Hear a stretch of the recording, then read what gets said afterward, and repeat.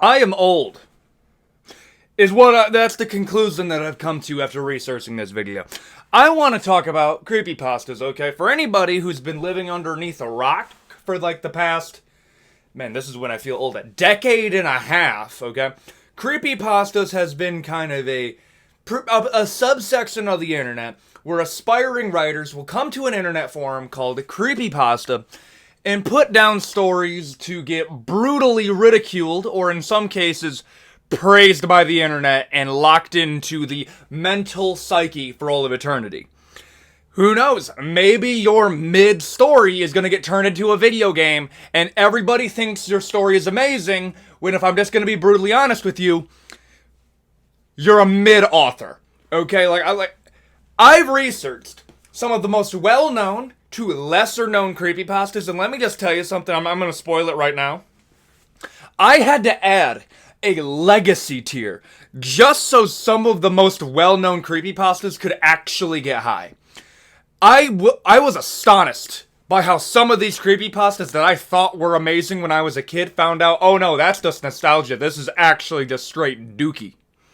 Okay, but before I just start the entire intro of this video, I already have just roasting creepypastas. That's going to be the whole video outside of a few I'm going to praise. I need to tell you guys something.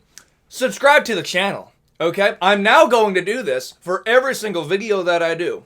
Because I found out my, subscribe to people clicking on the video ratio went up by 2.5 times when I started doing this, okay? I went from, I would get, a video with 50,000 views, okay? 1.2 thousand new subscribers, so that's great. And then I set it on a video that got 20,000 views. 3,000 people subscribed. You tell me how that math is mathin', okay? 70% of you are now subscribed, and I'll just say this. If you've watched one full video of mine, please subscribe, okay? At the end of the day, I'm a guy begging for subscribers. I don't have a membership to sell you. I don't have merch to sell you yet, but maybe I'll give you something by the end of the year. Also, the goal is 50k subscribers by the end of the year. As you can see, we're actually on track for that. Maybe I gotta up the goal, and I got a special video event for the end of the year if we can reach that goal. Enough with this intro. Let's get talking about creepypastas, and let's get started. Slenderman. Okay, Slenderman. I'm gonna pull the band-aid right off, okay? Slenderman is the definition of making the most out of the least. To give you an idea of the origin of Slenderman and how crazy this story has been, okay? I was in 4th grade when the Slenderman video game went viral with people like PewDiePie and Markiplier playing it. Bro, I was around before MatPat reached 100,000 subscribers. That's how old I am in YouTube. Slenderman started off on the not even on creepypasta forum. It started in a photo contest. You know, those old, I'm gonna have a few of them right here. Creepypasta where they would just put photos of oh, that's scary. Ooh, that's scary. One of those that won the competition was the Slenderman photo where it just had this scary dude in the background where there's a bunch of kids playing. Okay? That is how the whole Slenderman story started. And Slenderman wasn't even the actual name of it. That is the name that the internet gave it. So that was the beginning, okay? It was made by a dude. I'm sorry, I'm blanking out on the name. There were so many people involved in Slenderman. Okay, and I'm gonna have to give this one an iffy. Let me explain. Because it started out as a photo. And then it became a creepypasta, so the dude who made the photo for it made a story to go along with it. And I'm not gonna sugarcoat it. He is a photographer, not an author. The story is mid. Really bad. I'm sorry. If I'm getting pursued by an ultra-dimensional entity, and my first lingo is, you know what? I really think I should just not tell the police. I understand they're probably not gonna do anything, but acting like, I need to find the pages to get him.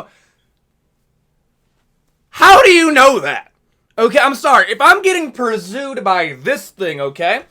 That. I'm going to get some firepower. Maybe that's the American side of me, but if I see that following me, yeah, nah, we're getting some help, okay?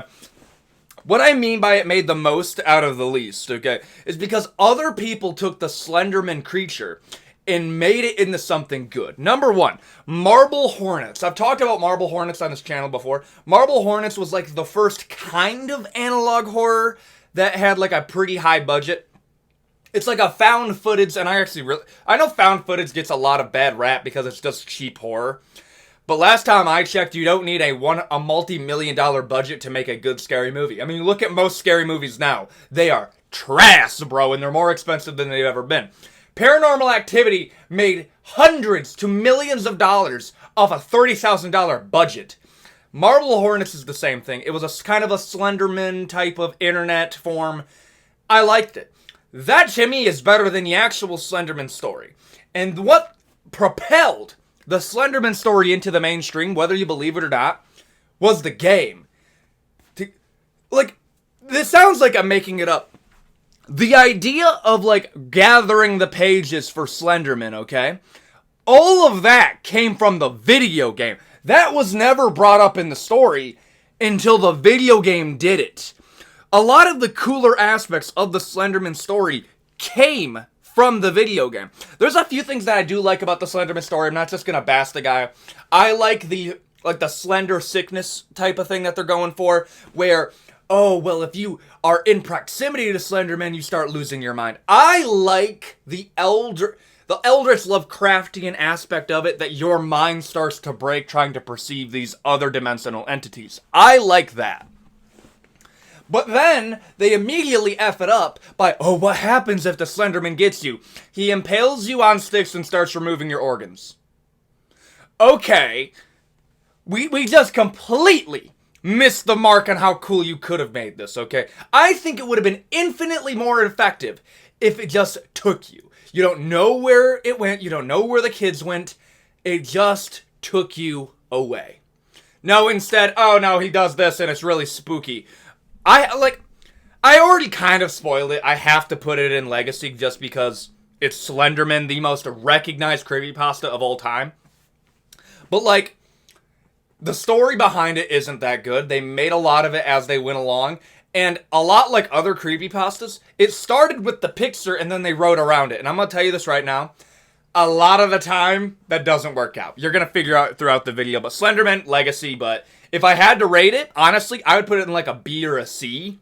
The story's mid. It really just is. Borrasca! Peak fiction, bro.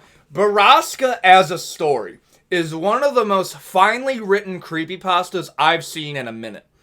This one has been going through the internet for a while. It recently had a resurgence of fame with the Creepcast podcast, and I'll be real with you, that's how I found out about it. I unsubscribed from creepypastas kind of after the whole Slenderman, Jeff the Killer, Rust and Sleep experiment. That one actually is one of my favorite from back in the day.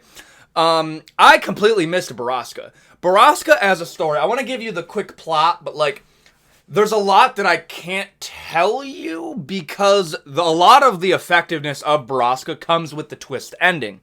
So imagine this. You live in a little town with your friends, suburbs, like a brutally normal town, okay?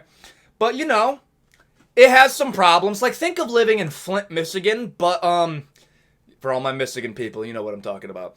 Imagine you live in Flint, Michigan, had a promising past, but now it's kind of a dump. I'm not even trying to be political here. Flint is an objective dump of a town. And then children are going missing. And then you find out that the disappearance rate of children is 2.5 times above the national average, which is a lot, by the way. I didn't realize how many kids went missing until I started working at Walmart. Wow, that sounds bad out of context. But, yeah, no, a lot of people go missing. And 2.5 times that's a lot of children going missing. And they're almost exclusively children going into puberty. Yeah, we're going there. We're going there that quickly in this video. So, a lot of these children are going missing, okay. And then you and your buddy, Nick, I'm going to call him Nick, I don't want to spoil too much for the video. You and your buddy, Nick, who is an absolute bro, by the way. Okay, you know what? His name's Kyle. It actually works better if you know his actual name. Kyle, who's an absolute bro, by the way. You guys are trying to figure out what it is, and then you hear the story of the skinned men and Borrasca, and that maybe that's what's making all the children disappear, which is, it is, but it's a little bit different than you think it is. Borrasca, and I know this is going to make you cringe when I say it, does some of the best work when it subverts your expectation with what the reveal is. You think the reveal is something else for the entirety of the video, and then boom, it hits you like a semi-truck with what it actually is. And the best part about it, and where I think Borrasca is a masterclass in writing, is it gives you the breadcrumbs for what it is, bro. Like, I'm getting goosebumps remembering what the ending was. Because it tells you what it was.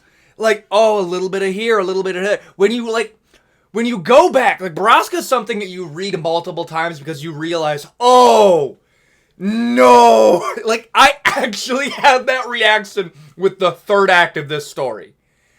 Bleak ending. I haven't read part 2 of Borrasca because I heard it's slightly mid and I don't want the Borrasca story to be ruined. But Borrasca, objectively, S tier.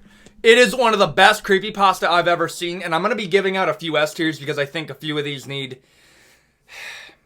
I'm going to put it in S tier. I was going to lower it down to A tier because I haven't read Borrasca part 2.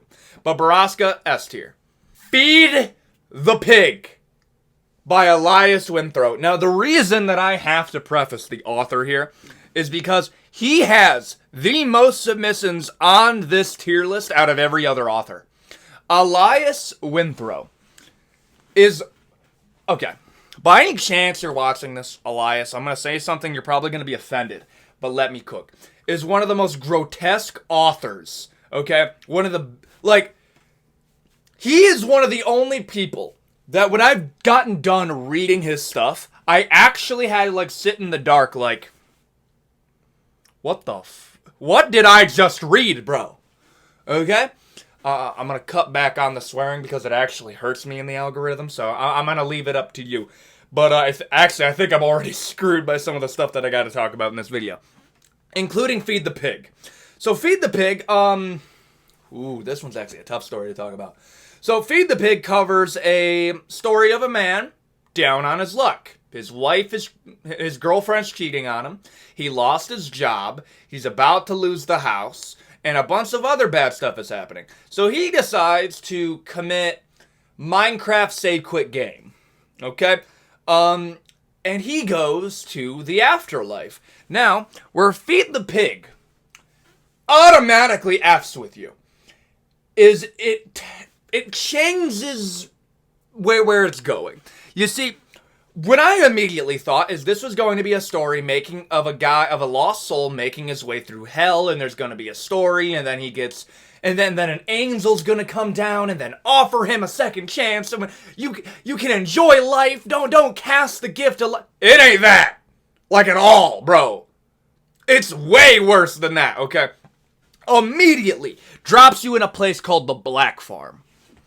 What a great name, by the way. The Black Farm, bro. Like, automatic 10 points with the name. He spawns into this concrete structure. Immediately, a kid with a monster ski mask gets deleted right in front of him. Like, deleted, double barrel shotgun to the dome, deleted. Okay? Imagine you spawn into a concrete room and you see a child get deleted right in front of you by a dude in overalls saying, "You fucking had this coming." Immediately a lot of questions are being spawned here. His name's Puds, by the way. They don't tell you in the story because, actually, I'm going to tell you that by the end of this segment. Okay. He spawns in, immediately sees a child get deleted. He starts freaking out like I would. He is bound to a chair like this, okay? You don't realize just how, like, scared automatically everything gets when you are bound to a chair like this. And then a dude, sharply dressed, perfectly clean teeth, slicked back hair. In my mind, he looks like Bradley Cooper. Comes on in with a... No, not Bradley Cooper. Matthew McConaughey. His name's Danny. Danny, in my mind, looks like Matthew McConaughey, like a charming southern guy. Okay, he comes in, and he's like, "Hello, buddy. You want to know how you end up here? Because you self-deleted, okay? And we call you guys self-deleters here. Okay, I have a proposition for you. You can either want to live in the Black Farm where, you see what happened is about a millennia ago, the God and the devil had a little bit of a disagreement. We didn't know where to put you people because the devil argued you guys don't deserve heaven because you cast away the gift of life and free will. And in fact, committed the biggest bastardization of it, of throwing it away. But then, God argued that you are still his people and that he pities you. You see, the God and the devil had this disagreement, but then they decided to put you guys in the middle and put the pig in charge. Number one, what a great opening. Okay, the pig in charge. If I spawn into a world and immediately they tell me, yeah, bro, we didn't know where the God and the devil wanted to put you, so they decided to put you in a pocket dimension where the pig ran everything. Amazing start. And then Danny goes on. That's his name, by the way. I'm not changing the name. And then Danny goes on. Matthew McConaughey goes on. Okay? That's my mental image. And goes on to say, listen, Nick, what's your name? What's your name? Steve? Okay, Steve. You guys, you have two choices now. You can either live in the Black Farm for all of eternity, or you can feed the pig. Does not elaborate. Doesn't mean what feed the pig is, okay? It's like the dude's constantly asking, bro, what does feed the pig mean? Danny goes on, listen man, what I mean by feed the pig, you have around a 50% chance to go up to where your miserable life left off, or we're just going to send you to hell. I'm going to tell you this right now, you haven't seen what the Black Farm is like out there. We keep you safe in this little cement structure. Keep in mind, you just watched a child get domed right in front of you, and this is the safe space? Okay, but I've been told by some people that come through that hell's much worse. Okay, believe it or not. So I'm going to leave you in this room for about 3 hours, and you have to choose whether you want to live in the Black Farm or feed the pig. Keep in mind, you might go to hell if you feed the pig. It's about a 50% draw. And then he leaves you, and then some creatures come in to kind of give you the rundown. They are called the Pigborn. The Pigborn. No. Okay. You're chilling, freaking the F out, and then these creatures start walking in. There's a guy named Muck. Okay? Muck sucks, bro. He has a burlap sack over his head, one eye that he can see you, completely naked, and he has a pet. The pet in question is an emaciated dude with legs that are wrapped in barbed wire. Both of his arms are cut off. His teeth have been removed in place of nails. And he has cut the eyelids off of this man. And he has to crawl along the floor using his chin and his forehead. Can I get a hell no from the crowd? Absolutely not. I'm automatically feeding the pig there. And it gets even worse, okay? I can't say what Muck was doing. But, Muck is chilling in the corner, like, I'm not gonna make that joke. Muck's chilling in the corner while his pet, okay, comes in and starts nibbling on your toes, okay? Absolutely not. Imagine that thing bites on your toes. And then, Muck is over there, pleasuring thyself, watching this pain being unfolded. Until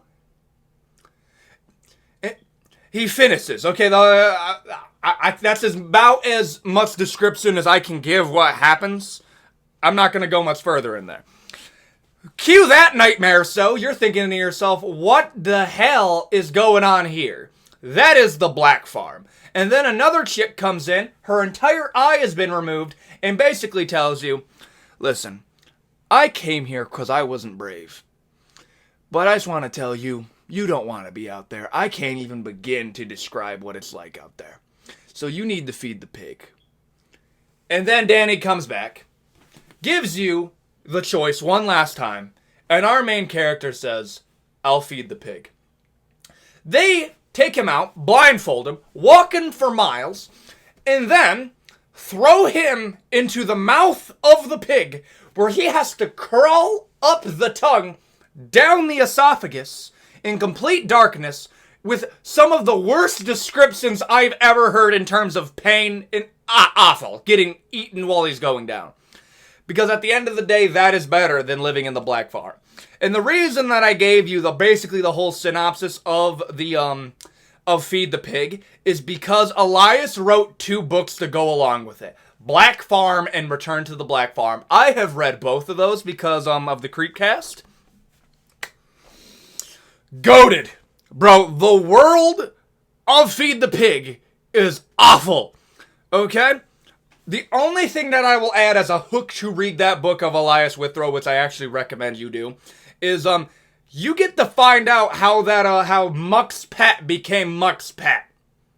It's rough. It's bad. I'm done glazing. S tier. Feed the Pig is an S tier creepypasta, one of my old-time favorites. And now we return to the other creepypastas. Jeff the Killer. Okay? I really don't want to put this one in Legacy, but I think I have to. Jeff the Killer, I'm just going to wrap up. I'm going to give you the super quick synopsis. Not even as long as Feed the Pig. It is a 15-year-old child that got really edgy, got bullied in school. His brother's a cool person, I guess. They bullied his little brother, and Jeff the Killer is really edgy, and apparently he's hot. And, he killed some people with a knife. I don't care if you're 15 years old. If you pull a knife on me, brother, I'm throwing the 1s, the 2s, the 3-piece, and the soda with a side of the fries, bro. Okay? We are, we're going ham after that. Jeff the Killer, I'm not even kidding you, is an edgy 15-year-old with a lot of anger issues. And this is where it gets into a lot of my problem with creepypasta, and we're going to get into it later on in the video with the last 3 when I'm just going to be the most brutal judge of all time. And I actually can't wait till we get there. A lot of creepypastas suffer from Buddy's Hot Though syndrome. I feel like there's a lot of women on creepypasta, okay? That they find a way to make the obviously evil character into a hot character. No, he's not, Samantha. He wants to kill you. Okay? And it ruins the writing. Jeff the Killer is an objectively terrible. You know what? I'm not... Okay. Jeff the Killer is an objectively terrible story. Absolutely dog water story. The most interesting part about Jeff the Killer is the fact that we don't know where the picture for Jeff the Killer came from, which is pretty cool, actually. Where am I going to put him? I'm not putting him in Legacy, bro. Okay. How about this? If I had to rate the writing, he's in D tier. But because of the picture is such a cool, integral point of Jeff the Killer, I will move him up to B tier, okay? I'm going to take the average of Legacy and D, put him in B. I think that's fair, but the next few I'm not going to be as nice about. The third parent, Tommy Taffy. Elias Withrow, the dude who did Feed the Pig, did this before that. And maybe he did. It was close together, okay? He did this before he became like an actual author. The third parent is another one of those things that legitimately effed with me for a while. Imagine you're eating some Cheerios with your mom and dad, okay, and your little sister. Your sister. You're minding your own damn business. Everybody's living a good life, and then boom.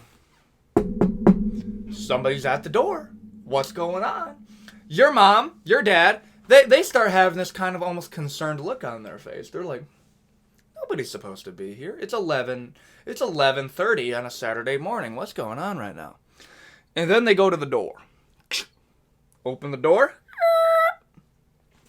And they see a man stand there. Perfect complexion in his face. Wearing a white t-shirt that says, "Hello there," in red writing. Wearing jeans. Okay? Like your stereotypical Randy from the early 2000s. With long blonde hair, blue eyes, perfect teeth, perfect skin. Almost like a wax complexion. Like he's wearing a mask. And he says, "I'm Tommy Taffy."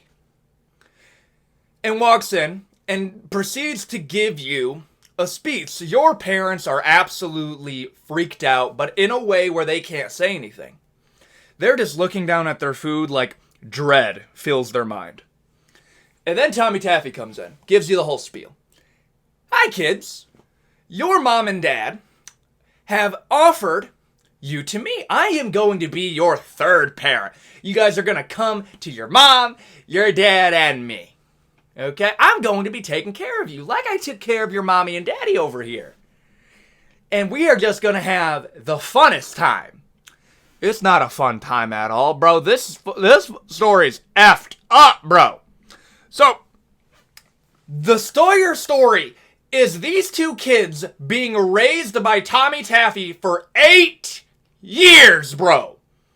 8 years. I don't want to go through the whole plot because I will get absolutely flagged and age restricted beyond belief.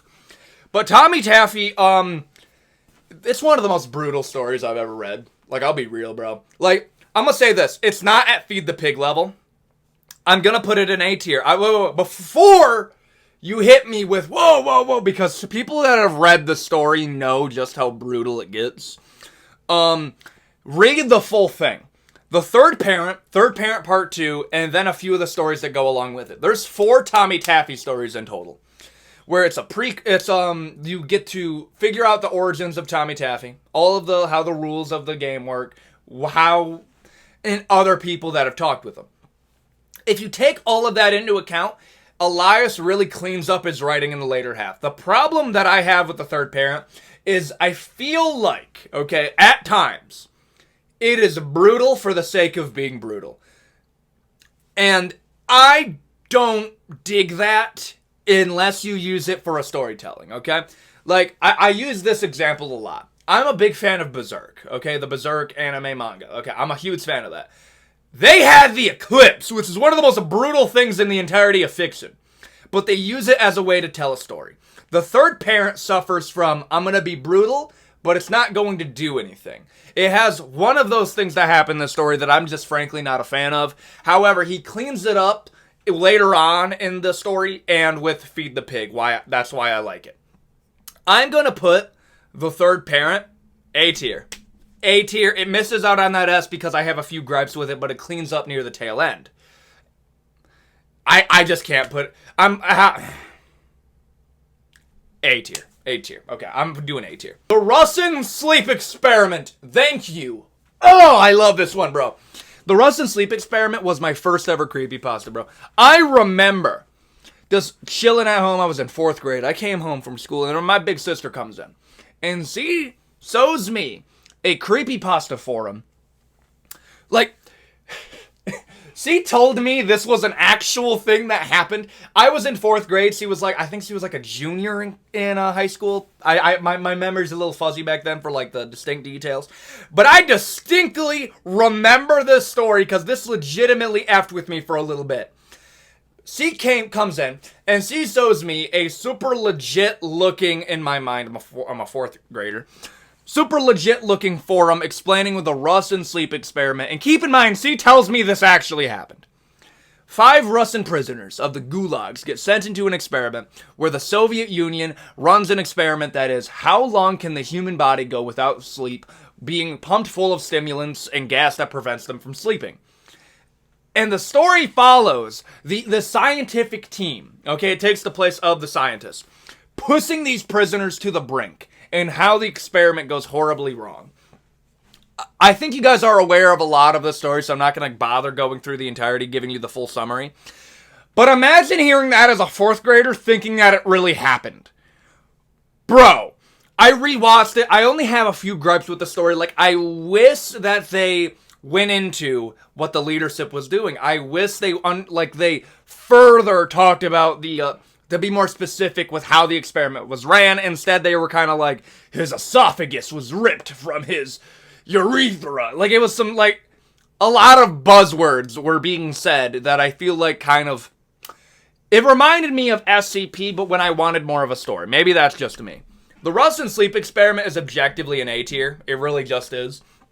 Super solid. Don't worry. I'm gonna be a tough judge in a minute.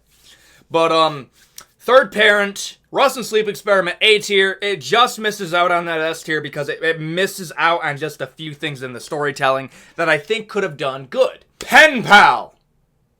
Oh, thank you, bro. Penpal's great. Like, I actually have the book of Penpal because I think as a story, it's one of the most well-written stories. It covers basically the entire childhood of a dude who grew up in this little town, and it does the Borrasca thing, where you think it's something different than what it actually is, and then by the end of the story, you are left just absolutely awestruck by the reveal. Penpal covers a kid growing up in basically a trailer, poor family and everything, and then little things start happening. He starts hearing footsteps outside of his room. He wakes up in the middle of the woods in a tent, absolutely has no memory of what happened. And while he's freaking out, trying to walk home, and he hears some stuff behind him, he starts running home, feet are bleeding from stepping on pine cones, sticks. He makes it to his house, and he starts crying because he thinks that something happened to his mom. He gets there, and the police are there, and his mom comes walking in and is like, why would you ever run away? Keep in mind, you woke up in a tent, bro. You don't know what's going on. And then your mom says, but you wrote a note. You don't remember writing a note. And then you see it. And what the note says is, I'm running away from home, Mom. And then he starts stating some reasons why he would run away. I ran away to go find my dad because they had a divorce. And then he looks at the bottom of the page. And he says, but they signed my name wrong. They misspelled his name. What an effective opening, bro. Imagine that. Like, that got me hooked from the start, man. Penpal, effective opening, effective middle. At the ending, it blows you away. Outside of, the nitpicks actually work in favor because it is a child, so I can't blame them for being stupid. Penpal is an S tier. It objectively is an S tier. Borrasca, Feed the Pig, and Penpal are some of my favorites of all time. But now this is where I'm going to become mean. And I do mean this. I'm going to be mean. The Rake! It's just a rip-off Wendigo. It really is. This is where I'm going to start being really mean now. The Rake has a few things going for it. I think the idea that a Wendigo-type creature that comes in, that creeps into your room and just sits at the foot of your bed, and it's almost like you got lucky and you were able to survive and you are disabled in sleep paralysis. That's dope. The idea of, I like the design of the, original Wendigo. I'm a big fan of Until Dawn. I like that. And I think that the Rake could have gotten a bit better, okay? You could have gone for, almost I'm blanking on the name. I think Fleshgate, that's another creepypasta that does a pretty good idea of, a shapeshifter or, a creature like that. I think you could have done something with that with the Rake. But I feel like it's a good premise, but they haven't done enough with it. I'm going to put this one in C tier. The Rake, outside of an awesome design, really doesn't have a whole lot going for it, and it's a shame. And I do think it could get better with time, but for what we have now, it's just meh. Ben drowned. Okay, I said this earlier in the video, and this is going to be true for the next two.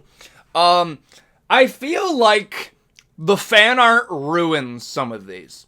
Because it turns into, oh, this is a scary monster, a scary, ghost that's possessing a Zelda game.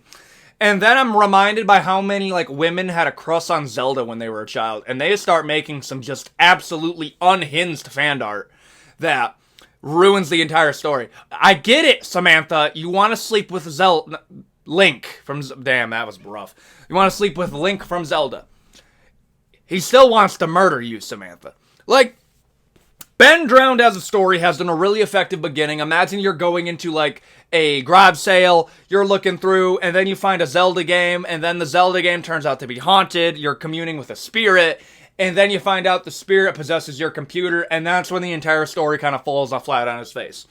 I'm sorry, if I'm talking to a ghost on my computer, and they're like, ooh, you better play the game, I have control over your entire computer. It's like, what are you gonna do? Leak my search history? Like, that is the length of damage you can do to me. And I don't think that's gonna do the damage that you think it's gonna do. I think we're gonna have a good old long laugh afterwards.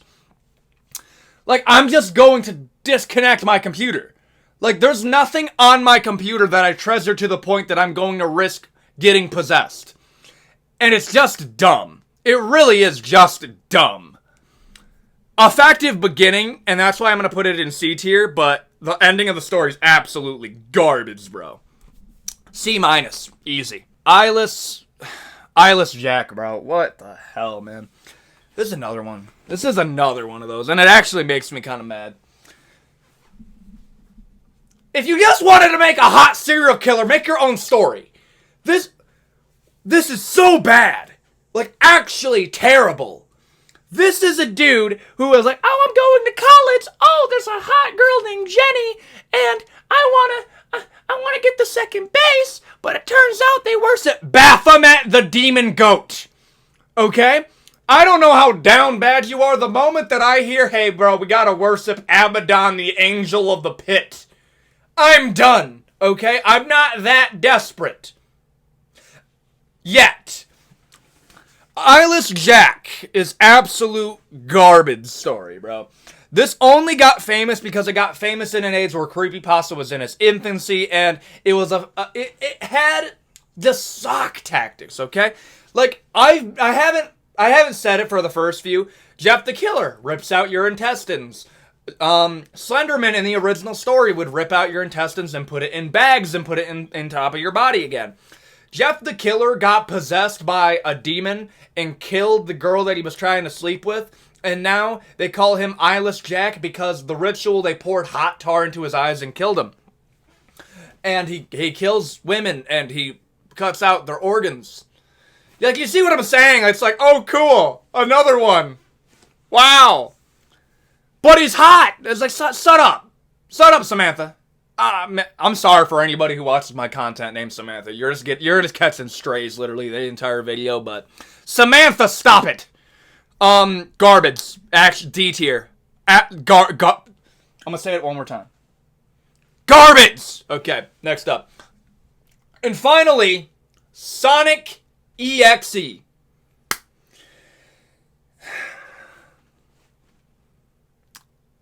It's a video game that possesses you and kills you and takes your soul and puts it in the game. But where I think this works better than Ben Drowned because it actually has, like, slowly but surely taking away your soul. You see, like, scary stuff in the game, like animal mutilations, very horrific deaths. Like, there's cool stuff that it plays with. But at the end of the day, bro, if I'm playing a game and I see Sonic the Hedgehog absolutely butchering a cow right in front of me and starts saying some shit and landing like like starts speaking Sauron, like dark enchanting table speak, I'm good.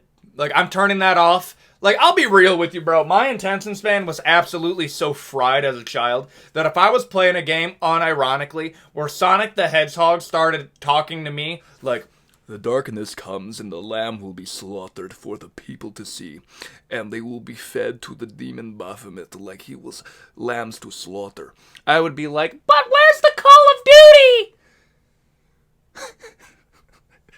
I ain't playing that, bro. Too much words. I'm done. I would leave halfway through the speech like, Dad, why is he talking? It's better than Ben Drowned. I'm going to put Ben Drowned in D tier. I'm putting Sonic EXE in C tier. It has a few effective storytelling. It's not as bad as Ben Drowned. But yeah, not much better. I'll be real with you, bro. And that's going to be it for the creepypasta tier list. I wanted to throw in some stuff that I liked and some stuff that I just think is absolutely overrated and trash. But there you go. I hope you learned something new in this video, and I hope you got a good creepypasta recommendation if you haven't already gotten Borrasca, Feed the Pig, or Penpal. Great stories, by the way, I just gotta say that. And with that all out of the way, please consider a like, comment, subscribe. Really helps me in the algorithm. You guys' support has been absolutely insane. We're at 22,000 subscribers right now. We weren't, like, it is crazy just how quickly we've grown. I have a few video ideas that I'm playing with for the next YouTube video, but put a suggestion for a tier list. Look at my channel, you realize just how random this is. And I got a few other videos that aren't tier list that I'm going to be playing with that are going to be announcements coming in the future. And with that all out of the way, I hope you have a blessed day, and I will see you all next time. Adios.